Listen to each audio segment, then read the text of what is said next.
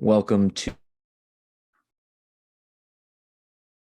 I'm podcast, otherwise known as Sammy and Marissa's husbands.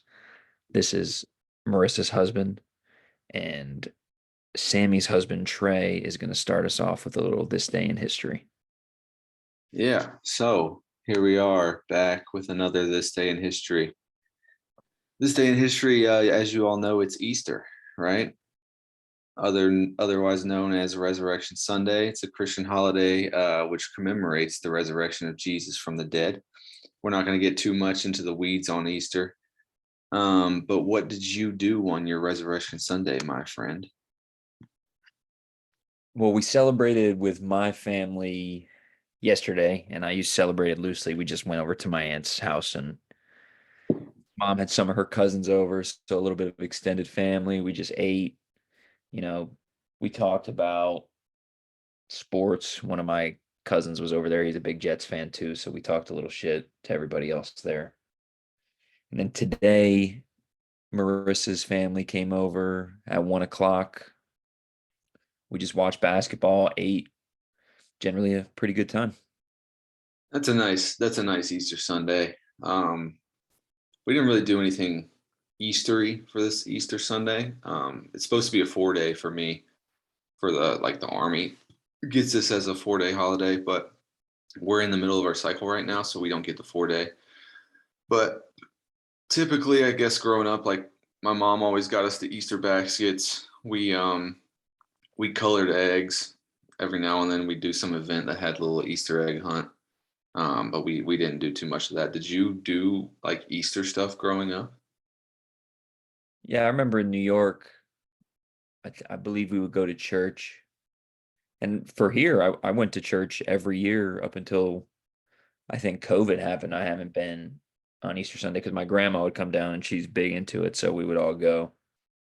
And every year we would do an egg hunt up until I don't know last year, and I always my aunt, my mom would put money in the eggs. Me and Austin would go at it, and I would dominate him. I would just use my superior strength and athletic ability to get all the money in the eggs. That was my favorite part. I love doing that shit. It was fun. Yeah, we should do like an adult Easter egg hunt. Um, Oh yeah, that'd be a good time. I mean, it would be a shame like all of you losing another thing that we do, but it would be fun for me at least. We would have to set ground rules like how physical we were allowed to be because if there was physicality involved, I would fucking dominate all of you. I mean, I don't think so. I think you'd find probably one egg and you'd have to like shoulder Wes or something out of the way. But after that one, you'd be so physically exhausted that you better hope that one is just $100 bill in it or something. But You if know, you can't use that argument anymore. I just ran a half marathon. yeah, so we'll get into our fitness plans All a little later in the episode. But I would put some money on it that you haven't done a whole lot of moving since that half marathon. right. It's been light. It's been light, yeah. All right, so the rest of the agenda, I have kind of going over what we did this past week and weekend. We'll get into the Final Four, what our brackets are looking like, along with some fantasy basketball stuff. We're going to talk about our fitness and workout plan moving forward from that weekend in Atlanta.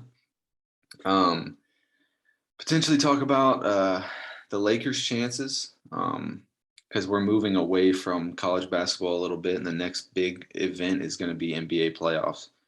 And then we're going to get into a little athlete shout out driven by you, talk about our bet slips, and then any best bets we have for next weekend. So this past week, what'd you do? Just in general or athletically? Not athletically. I mean, I know you didn't do a whole lot athletically. So just in general, like what'd your work week look like? Any big things you did that were fun, etc. Uh, Tuesday, I worked Tuesday through Saturday. Um, typical work shit. Actually, I was the wholesale lead on Saturday because Wes took a day off, so I was running the wholesale show, and I the company would have fallen apart if I was not there. I really just excelled and exceeded all expectations in that. There were a couple fuck ups. There was some grouper that went out that wasn't looking too hot, but we got that taken care of. Okay. Other than that, I played basketball Tuesday morning at 5 a.m. I, I played really good actually. For that was the second time I've played since the run. Okay, nice. So I felt good. I played Monday with a guy I work with. He was talking a little shit to me, and I dominated him actually. So Classic. yeah, I mean they like to talk and they don't really understand. They're young. He's 23. He doesn't get it. Yeah, and you don't necessarily pass the eye test either. Yeah, but they find out quick. I mean, you get about 2 or 3 possessions, you know what you're in for. Yeah, you just start leaning on people like your DJ Burns. It, I I was playing on Tuesday, and uh, Brett was like hearing people call DJ Burns like Zach Randolph, and he was like, "I've known this guy who plays like Zach Randolph for the past 10 years." Oh, that's good stuff. I just watched that Duke NC State game, and he dominated that game. I mean, it's fun to watch. I love watching them. I was we'll get into that in a little bit, but I didn't do anything crazy this past week. It was not necessarily a busy week at work. Kind of caught up on paperwork in the office. We had our 4 mile run test on Friday, so like all the candidates have to run their 4 miles in, was it 36 minutes, 9 minute pace? So 9 minute pace, so they have total 36 minutes to do it. And that's usually like our biggest event that recycles people, because I mean 4 miles in 36 minutes is tough for people that don't run. That's solid. I mean, that's a solid pace. Right, it's a solid pace. It's quick, and 4 miles is hard if you haven't ran 4 miles before. But typically we have a bunch of things we call heat cats, um, which basically is people going into like heat exhaustion, heat stroke. Uh, Wow. it Yeah. was it was 40 degrees, so really shouldn't have been an issue. But last summer, I think we probably had 10 plus when we did it, like legitimately calling the ambulance, people just dropping like flies. We only had one significant one this time, but this one female, she was close to being done. She was at like 3 miles and 3/4, and she just like collapsed. It was pretty scary. So we have people staged out across the track, um, to like watch for stuff like that. And he called over. One of the people called over the radio and was like, "Hey, I got one down." So I was at the half-mile marker, so I had to run over to the 3/4 mile marker and like assess the casualty or whatever. So, I get there, and she literally looks like she's just laying in the grass on the side of the track, like sleeping. She looks like she's been sleeping all night, right? I'm talking about non-responsive. So like God. first thing I do is like untuck her shirt, like rip her shoes and socks off, and while he's getting the ice sheets ready. So ice sheets are basically what they sound like, is sheets, like bed sheets that are soaked in ice. And we like cover her in these ice sheets to try and drop her core temp. And we call the ambulance or whatever. We get her in the back of the truck on a litter, like rush her over to our little ambulance exchange point, and she's still like unresponsive. So we get her out of the bed of the truck, and my first sergeant's over there. We're trying to wake her up, like shaking her, kind of getting her, trying to get her awake. And my first sergeant starts to do like a sternum rub. Have you ever heard of sternum rub? Well, like I've seen it happen. Yeah. there's no faking a sternum rub. Like if you're awake, like you can't just like hide. We're sternum rubbing her, and she's still just knocked out. Like, and so he's like, "All right, I'm gonna do it really hard." Freaking goes in really good, and she just pops her eyes open, like you would have thought, like bright eyed, like she was like, "Oh my god!" And she had no idea where she was at. Nothing. It was pretty scary, but it's all good. She's fine. She's recovering a little bit, but that was some interesting event for my Friday morning at 4 a.m. So Yeah, that's pretty intense. That's yeah, and then yeah, it was pretty intense. It's get your adrenaline pumping, that's for sure. But that sternum is crazy. yeah, I guarantee you, like I'm talking about a bruise, like has to be a bruise on her sternum, because he was like really in there. And it's always awkward when it's a female, because you know, obviously there was no malintent. Like we're not trying to be. It's just strictly like making sure this person is safe.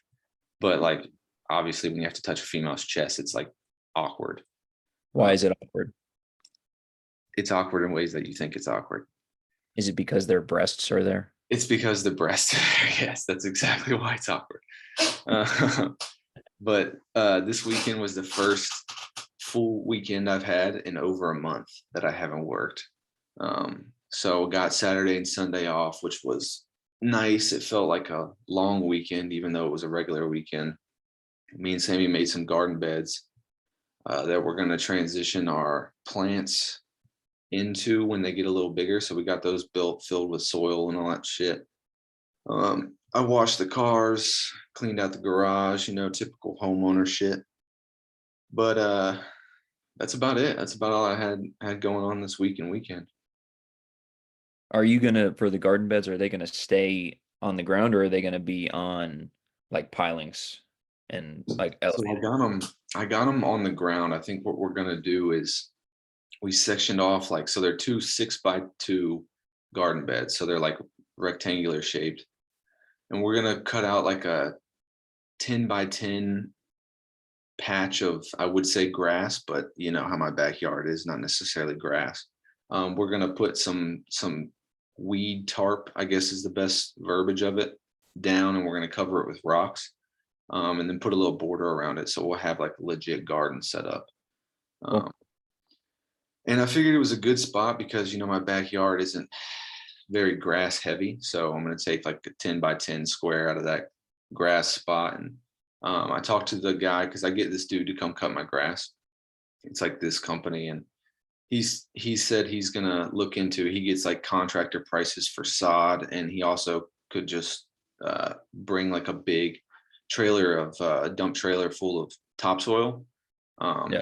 So I'm gonna look at prices that he gives me for that, and I might just put topsoil over my whole backyard and then try and seed it and grow some grass that way, or I might just bite the bullet and do the sod route. He said he could just give me a bunch of sod and I can lay it myself, so it'll be a little cheaper if I do it that way. Have you ever laid sod before? Yeah, it's pretty tough. It's gonna be a long few days if I do it like that. That Um, shit sucks, man. yeah, I might have to fly you out here, and I'll set up a lawn chair, and I'll pay you and watch you put sod in my backyard. Hey, if you pay my way, come out there. Also, if you've got enough money to pay my way out there, we can probably get off these free Zoom calls and you can start paying for you can start paying for longer than 40 minutes. Maybe we'll get some ads. We'll start throwing some ads in this sucker. It'll pay for my yard to get full. Um, but another good weekend of basketball. We had the Sweet 16 and Elite Eight. So our Final Four teams are going to be Purdue versus NC State and UConn versus Alabama. Um, I can't believe UNC didn't make it. I really wanted that UNC versus Arizona matchup. I think it would have been really cool to see UNC versus Caleb Love. Um, but I typically think Purdue is definitely the worst team still remaining. Like Zach Edey is huge and he's good and all, but I just don't know how they keep winning. UConn looks unbeatable. A couple stats that I saw were the lowest margin of victory from this year's tournament and last year's tournament is 13, and that was against Miami in the Final Four last year. So all the games last tournament, all the game this tournament, like they haven't won by less than 13 points. It's ridiculous. They're just crushing people, and their average margin of victory is 22.9. Their ball movement is just insane. They have the rim defender in Klingon. They got two big wings. I think the dude's name is Caravan, and then they freshman Castle, and then those 2 point guards they have Cam Spencer and I think Tristan Newton. I mean, they didn't do it all. Like they're scary, and the way they move the ball is just nuts. I was a bigger NC State fan than NC State fans are today because they played Duke. I really, really didn't want to hear about Duke making the Final Four. Um, especially because we beat them twice in the regular season, and then they would have just held that over our head that they made the Final Four and we didn't. But it is what it is. Any Yeah, thoughts on the Final Four or I mean, matchups this week? I watched most of that. Well, I watched the whole, aside from maybe 5 minutes of the first 5 minutes of the second half. Uh, NC State or Tennessee and Purdue game, and then I watched pretty much all of the Duke NC State game, and DJ Burns is fucking awesome, dude. He's a problem, man. Like he gets the ball in the post and people don't know what to do. They don't know if they should double him. They don't know if they should just like hope he doesn't score. But I mean, if you're gonna put somebody like Filipowski, who's yes a 7-footer, but undersized in the weight department, going against a true center, and then really just doesn't play good enough defense to be in the true center spot. But like he just makes shit happen, and the whole defense just pays attention to him and gives their other players who know their role just they do what they're supposed to do. He just got that classic old man game. It's well, he is old as fuck. People Oh talk yeah, people talk he, about Baycott being old. He's a year older than Baycott. He graduated high school with John Morant and Zion Williamson, like we talked about last week. But like he's old. People talk junk about Baycott, like, oh, he's been in college for so long, but everybody's a DJ Burns fan. Nobody has anything bad to say about him. well, I like Mondo. I'm not gonna lie, but watch something about watching DJ Burns is special. Yeah, it is. It's exciting. It's special. Every time he gets the ball, like I'm happy. And one thing about the NC State team, I think why they're playing so good is like they're not they weren't supposed to even be in the tournament. Like if they wouldn't have won the ACC championship, they wouldn't have been in the tournament. And like so even if they would have lost first round, they got further than they should have got. But with every time, like there's no pressure on them. Like if they lose, they lose. It doesn't matter. Like I saw like they were tied or something with Duke right before they went on this run. And like everybody's something bad happens and they like laugh it off. They're having a good time. They're dancing in the arena music. Like they're just out there having fun. There's no pressure. And I think that's why they're playing good. Yeah, and Keats is a good coach too. I mean, we obviously got to experience him when he was coaching UNCW when we were there. He's a hell of a coach. But when Burns was in foul trouble in the first half, they looked like at the last 5 minutes of the first half, they looked dead in the water. Yeah, without him on offense, they really have no game. I mean, the other DJ, um, he's great at shot creating and stuff, but if they can just play straight up defense, like State's not that great. And it's going to be interesting to watch them play Purdue. You think they put Burns on Edie or that Middlebrook kid?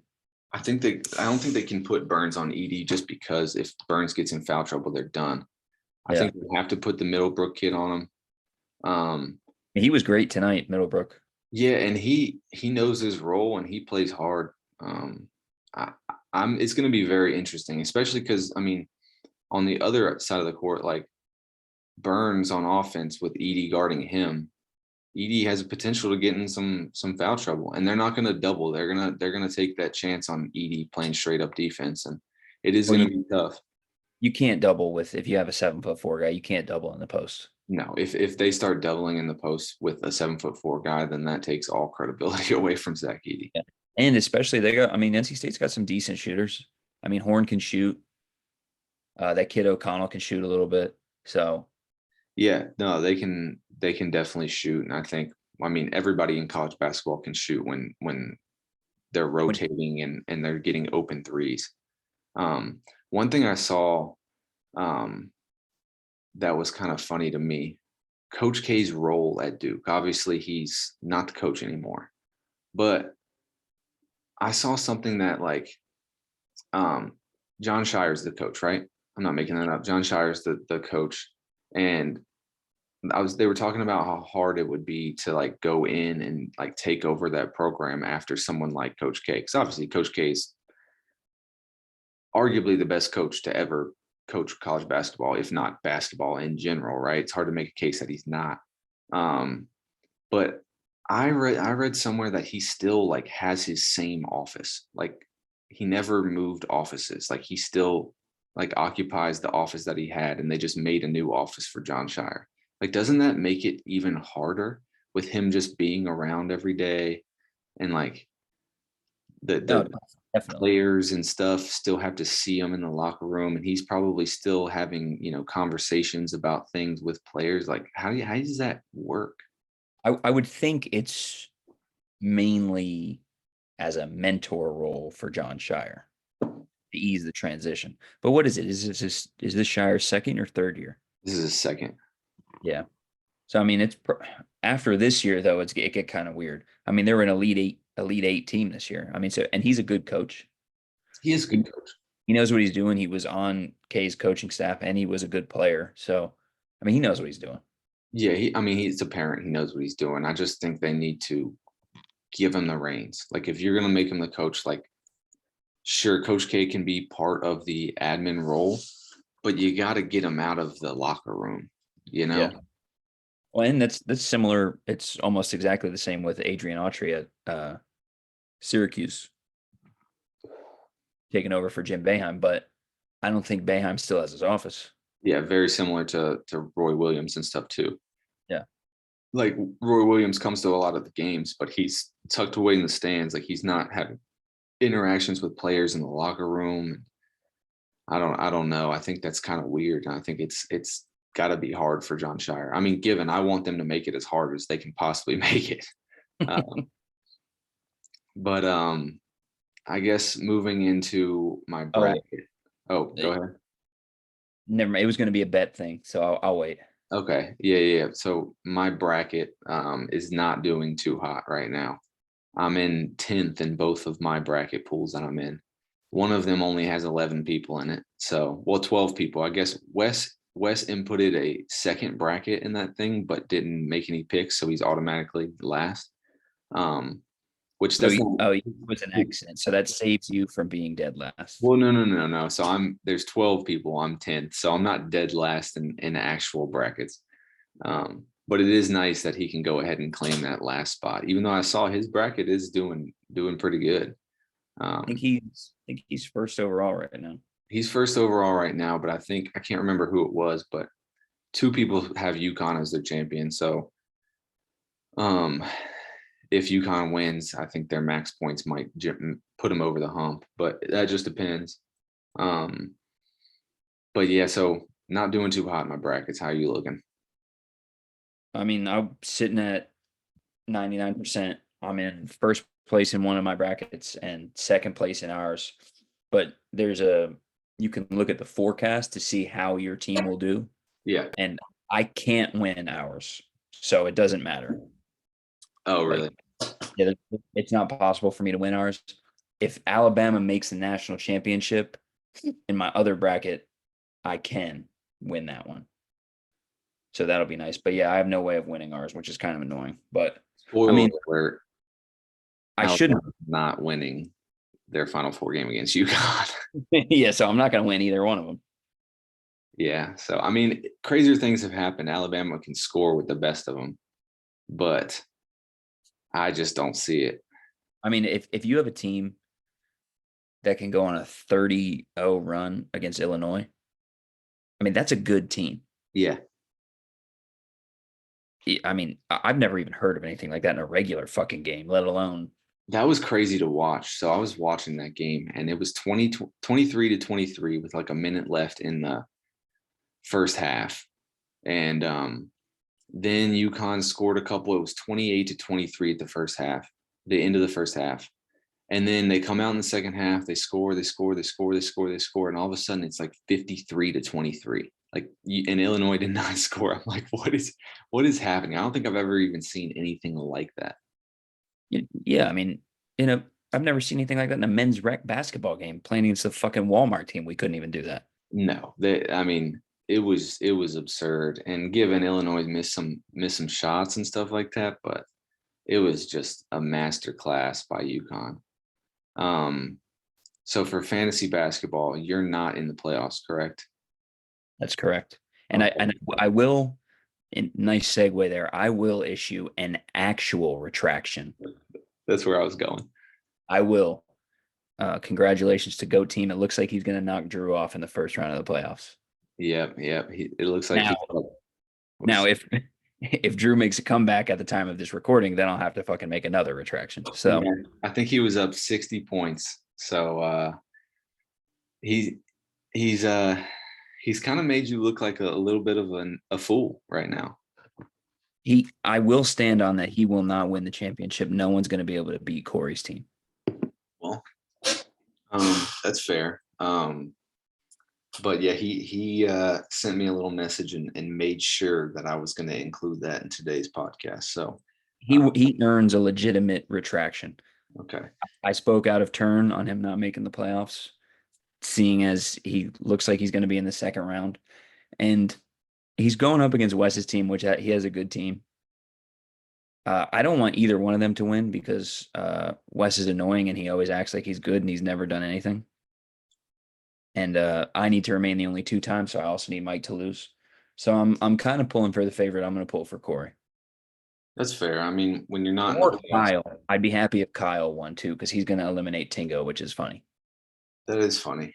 When Tingo gets eliminated, it's always a good time. Yeah, it's funny. In my league, I'm gonna lose my first round playoff matchup this week.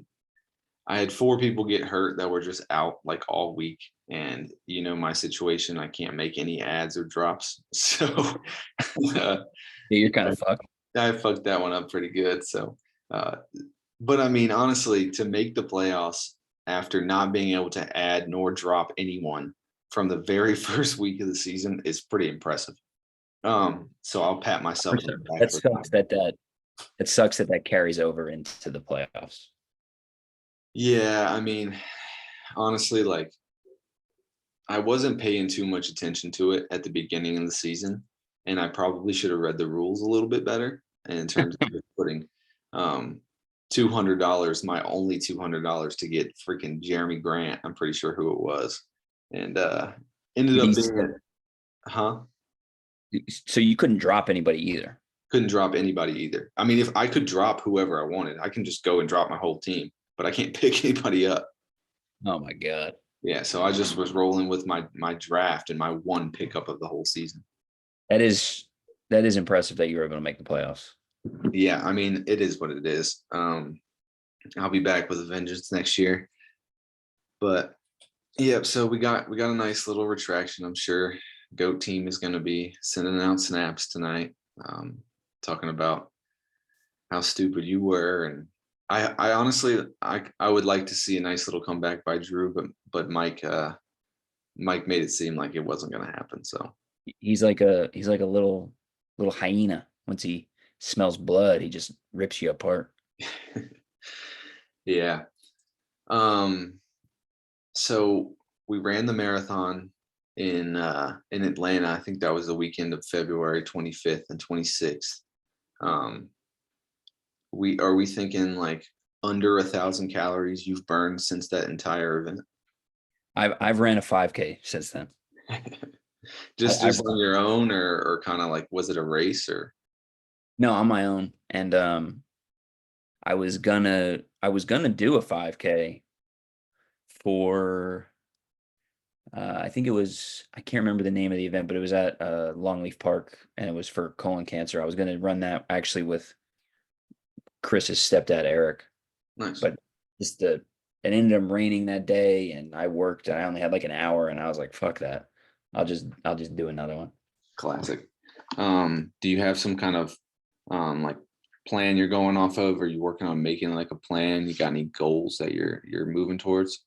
I'm gonna make a plan, and I did the same stupid ass thing I did last time, where it started as a fucking joke. Now I've told 25 people that I'm doing that fucking sprint triathlon, so now I have to do it. You got a date? September 21st. Damn, getting there. Listen, I went couch to half marathon in 6 months. I can do couch to fucking sprint triathlon. Yeah, you can. You definitely can. Um, And generally, you shouldn't be, couch to sprint triathlon. You should be half marathon to Well, yeah, sprint triathlon. yeah, that's true. It's not really couch too, because I did the 5K easily when I just did it. So Yeah, it's just staying active. You gotta find some fucking water to get in because if you this the first time you yeah, swim is on that triathlon, you're gonna be going through it. We don't even know if you float right now. I'll drown. If I went out there right now and tried to swim 1,700 meters, I would die. Yeah. Um, I mean that's tough. That's I can do 12 miles on the bike right now, but I don't know if I can do 12 miles and then run 3 miles. So I got to start doing a little cross training. so it's only 3 miles is the run. Yeah, it's you do the 1,700-meter swim, which is long for a typical sprint triathlon, Yeah. and then 12-mile bike, and then a 5K. Okay. Do you even have a bike? I got that one your dad bought me in college. I would try and find I'm more gonna of try and find a road bike. a Yeah. road bike, yeah, more than like a beach cruiser. But Yeah, I hey, mean, if I got to go out there and rock 12 miles on a beach cruiser, I don't give a fuck. That's just what I do. people are gonna be looking at you crazy. People who can't do a fucking sprint triathlon will look at me like that. That's fair.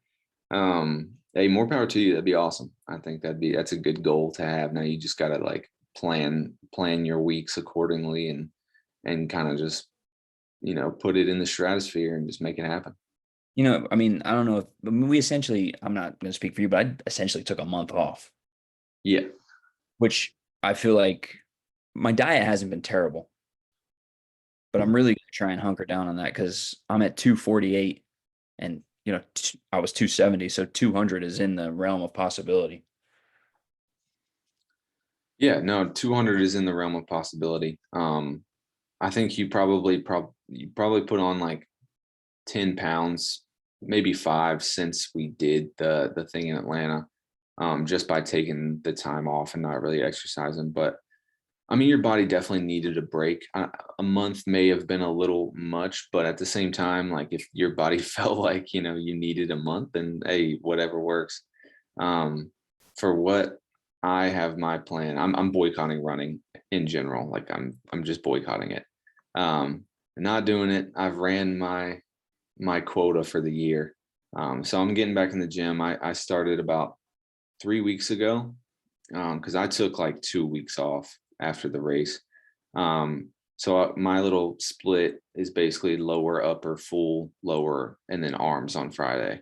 So a lot of legs, kind of getting back into that, but um, it's been hard with work. So I worked out for a week, and then we went out to the field for a week in land nav. So I was didn't get to work out there, given it was a lot of walking and stuff like that. But it wasn't like lifting like I thought I was going to do. Um, but I finally got like a little schedule built, and I'll have some time coming up that I can actually get in the gym and do my workout. So I'm pretty pumped about that. Yeah. I mean, it's probably a little, well, you were still lifting while you were training for that marathon, right? A little bit. Yeah, so my like train up was like 6 months. And for 5 of the months I was lifting and running a lot. So and then that last month I got in, I basically had to stop lifting and just only ran just because of the amount of miles I was doing in that last month that my legs couldn't take the just being like running 18 miles on Monday and then trying to do legs on Tuesday. It just wasn't working for me. So I ended up just going to the gym and like stretching for like 30, 45 minutes, stretching, doing some core and stuff like that. And then like Wednesday I'd do my like race pace deal. So it'd be like a 5 or 8 mile run at like my marathon pace. So I was trying to do it at like anywhere between 8 to 9 minutes. Ended up running the marathon in 8:50, which I think was way better than I thought I was gonna do for the 26. And then Thursday I'd go and do like a kind of a full body slash chest circuit, but largely ended up being core and stretching. And then Fridays I'd do my intervals. So I'd do like 2 miles for speed, and then I'd walk like 400 meters, and then 2 miles, walk 400 meters. So I was running a lot of miles, like upwards of like 25 to 40 miles a week, depending on what my Monday run looked like. It was pretty brutal. So I'm never running again. I mean, truthfully, that's a lot of stress on your body. Like Yeah. you know, I mean, preparation for the race, you have to do it, but long term, I don't think that's sustainable unless you're fucking psychotic. Nah, it wasn't sustainable. Um, so I'm happy to be getting away from that a little bit. The only other marathon I think I'd try and run if I got the opportunity would be like the New York City Marathon because I think that'd be a cool experience to do. I don't want to do the train up again, man. Like the marathon was great. Like it wasn't even that bad. It was the train up the 6 months leading up to it where, before work you're running 15 plus miles. It's just that it sucked. And then you have to work all day after. It's just brutal. I might do a half again, but I won't train like that. I know I can fucking do it. In the if I stayed around like I can do 8 comfortably, I know I could push out 5 more. Yeah, I mean, the thing about doing the race and like doing the train up is that in order to run the race comfortably and at a good speed and like break your PR time, you have to train up hard. And like, it's one of those things that I'm glad I did the train up because I'm sure I could have pushed and like just done the 26 and sucked it up. But I saw people on the side of the road that were struggling with, with running. Like I'm talking like it's mile 10 and we got people walking and like cringing and like making those faces like they're hurting. I'm like, brother, you got 16 more to go. Like you're in for it. Yeah, I was bouncing around the idea of maybe trying to do a full one, and maybe I will at some point, but it's still so fresh on my brain how hard that was. I don't think that can't be my next fitness goal, you know. Yeah, I think the triathlon thing's a good goal to have. If I if I can get down to 200, I might consider doing it. Like doing a half marathon at 250. I mean, I was one of the bigger guys out there. So I mean, that shit sucked ass. Yeah, I mean, it is always nice seeing like yourself as one of the bigger guys and then like still being able to do it versus like the everybody else that was out there was 160 pounds. And even I felt like I was one of the bigger guys out there. Yeah, I mean, it was nice. I mean, I thought, I mean, this is just, complete like nonsense, but I was like, oh, I could beat the shit out of everybody out here. Yeah, it's a nice thought to have, but in reality, especially after running, you definitely were in no shape to get in any kind of physical altercation. I still couldn't get in a fight. My hips still kind of hurt from it. I feel that. All right, well, you want to send us off with your athlete shout out? Yep. And since it's March Madness, I have a former college basketball player. I'll rattle off his NFL stats real quick. 4-time first team All Pro, 8-time Pro Bowler, NFL 2000s All Decade Team, Chargers Hall of Fame. In He played basketball at Kent State, took them to the Elite Eight as a junior, averaging 16 points, 8 rebounds, 3 assists. As a senior, he averaged 21 points, 7 rebounds, 4 assists. You got to guess on who that is. Chargers Hall of Famer, Yep. LaDainian Tomlinson, Antonio Gates. Antonio Gates. I should have known that. Um, that's pretty cool. I didn't know they went to the Elite Eight. That's pretty cool. Yeah. We got less than a minute, so I'm gonna end it with a thank you to our first sponsor, um, Dex and Doc's Lumber. Dex and Dot Slumber. We'll have them get a commercial on here next time. But they didn't actually sponsor us. Corey just works there. Oh, well, yeah, we'll get Corey to get on here and do a little spiel for him. But all right, dog. Well, it was good chatting with you. I'll see you next week. Peace.